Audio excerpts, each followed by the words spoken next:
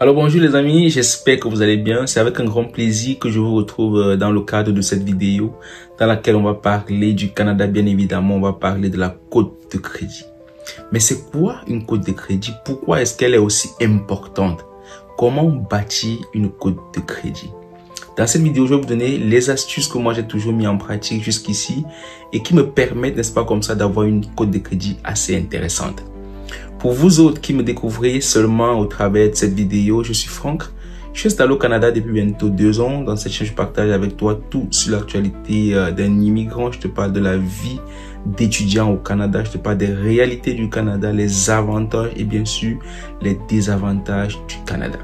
Si tu es intéressé par ce genre de contenu, n'hésite surtout pas, abonne-toi à la chaîne, partage autour de toi et surtout n'oublie pas d'activer la cloche de notification pour ne manquer aucune de mes futures vidéos. Alors, c'est quoi la cote de crédit et pourquoi elle est aussi importante? Comme vous le savez sans doute, pour nous autres Africains, nous avions eu l'habitude de prendre des choses à crédit chez le boutiquier d'à côté. C'est-à-dire, on pouvait aller chez lui, on prend quelque chose et on lui dit, gars, je reviens te payer demain. Maintenant, si on revenait payer le lendemain, comme on avait dit, cela nous donnait la possibilité de revenir quelques jours après, prendre encore pour revenir plus tard payer. Donc maintenant, le jour où on prenait et qu'on ne payait pas, cela nous empêchait d'être encore crédible chez lui. Il nous refusait catégoriquement le crédit parce qu'on avait un impayé chez lui. C'est comme ça que les choses fonctionnaient chez nous en Afrique en ce qui concerne le crédit. Au Canada, c'est presque pareil. C'est presque pareil.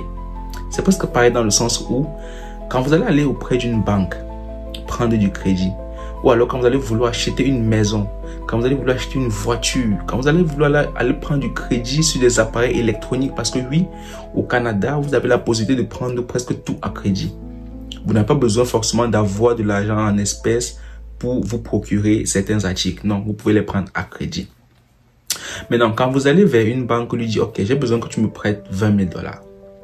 Cette banque ne vous connaissant pas, vous êtes nouveau chez lui, il vous connaît presque, il ne vous a jamais vu. Il a besoin d'un point de référence, d'un point de départ pour vous prêter de l'argent. Ce point de départ va être votre cote de crédit. Votre cote de crédit va refléter votre solvabilité, votre crédibilité. Votre cote de crédit montre à quel point vous êtes quelqu'un à qui on peut faire confiance en fait.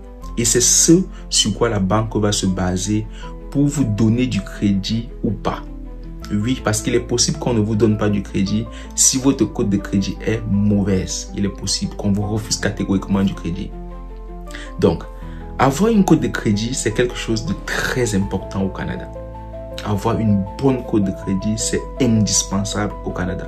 Mais, toujours est-il que les choses arrivent, il y a des situations qu'on traverse et qui nous obligent à souvent prendre des décisions qui pourraient, n'est-ce pas, comme ça, affecter négativement notre cote de crédit. Mais la meilleure chose à faire, c'est d'avoir une bonne cote de crédit parce que la cote de crédit, c'est elle qui définit qui vous êtes financièrement, comment vous gérez vos finances, à quel point on peut vous faire confiance, c'est la cote de crédit. Maintenant, comment bâtir sa cote de crédit? Bien évidemment, rembourser à temps.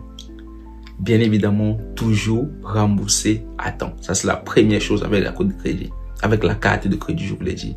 Parce que la carte de crédit et la cote de crédit, c'est différent. Il faut pas mélanger les choses. Carte de crédit, cote de crédit, c'est différent. Vous pouvez avoir plusieurs cartes de crédit, mais vous pouvez pas avoir plusieurs cotes de crédit. Je sais pas si vous comprenez. Donc, quand vous prenez donc une carte de crédit chez une banque, rassurez-vous, chez une ou plusieurs banques, parce qu'il est possible d'avoir plusieurs cartes de crédit. Quand vous prenez des cartes de crédit, rassurez-vous de toujours payer le solde à temps.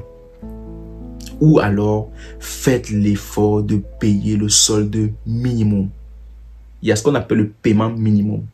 Si vous traversez des moments difficiles, ça peut arriver, payez votre paiement, faites votre paiement minimum. Généralement, vous pouvez facilement avoir, je veux dire n'importe quoi, 100 $ comme solde de carte de crédit et votre paiement minimum vient 10 $. Payez les 10 $ au lieu de ne carrément pas payer. Payez les 10 $. Cela vous permettra au moins de ne pas, n'est-ce pas comme ça, faire affecter votre cote de crédit. Ça, c'est l'une des premières choses à faire. Toujours payer le solde de sa cote de crédit, de sa carte de crédit ou de ses cartes de crédit, ou alors payer le strict minimum.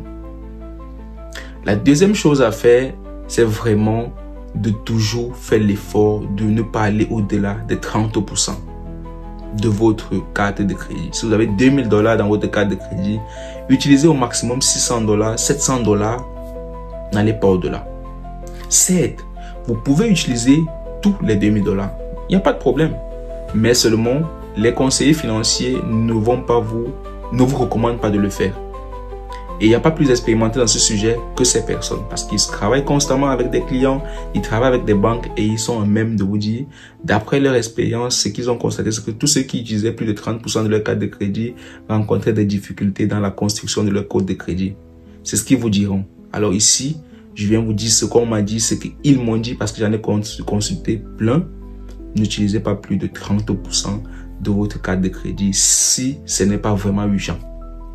Ça, c'est la deuxième chose à faire. Maintenant, quelles sont les astuces que vous pouvez mettre en place pour avoir une belle cote de crédit? Quelles sont vos astuces que vous pouvez mettre en place? La première chose que généralement moi je fais, c'est que j'utilise ma carte de crédit, je fais des achats et je ne rembourse pas directement. J'utilise ma carte de crédit, j'attends au moins 1 à 2 semaines avant de rembourser. Il y a des gens, vous allez voir, ils achètent quelque chose avec leur carte de crédit aujourd'hui et le soir ils remboursent. Non, mais ça donne l'impression que vous n'avez pas vraiment de problème. Ça donne l'impression que vous n'avez pas besoin de crédit. Or, le crédit, vous devez donner l'impression à la banque que vous avez continuellement besoin qu'ils vous donnent de l'argent. Donc, si vous faites un achat aujourd'hui, moi, je vous dirais personnellement, au vu de mon expérience, c'est vraiment d'attendre 1 à 2 semaines avant de rembourser. Ça ne va rien changer. Laissez même l'argent dans votre compte chèque ou alors quelque part. Et puis, dans 2 semaines, vous faites le virement. Vous n'êtes pas toujours obligé de directement faire le virement.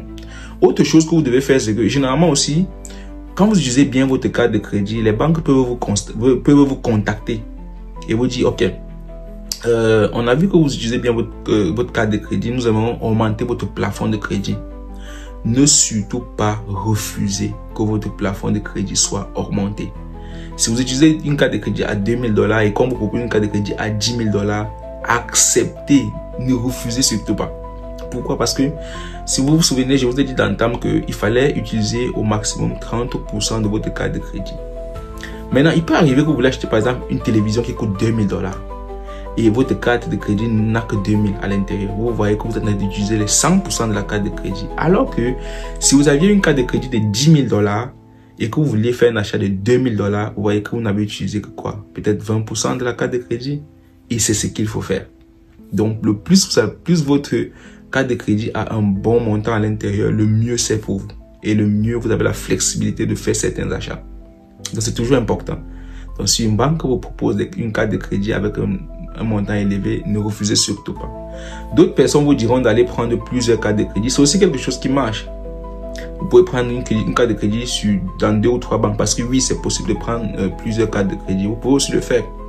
Ça permet en sorte que si vous voulez par exemple faire un achat de $1000 et vous pouvez par exemple aller prendre $200 dans la carte de crédit A, vous prenez encore $200 dans la carte de crédit B, vous prenez encore $200 dans la carte de crédit C, ainsi de suite jusqu'à cumuler le montant, jusqu'à cumuler les $1000.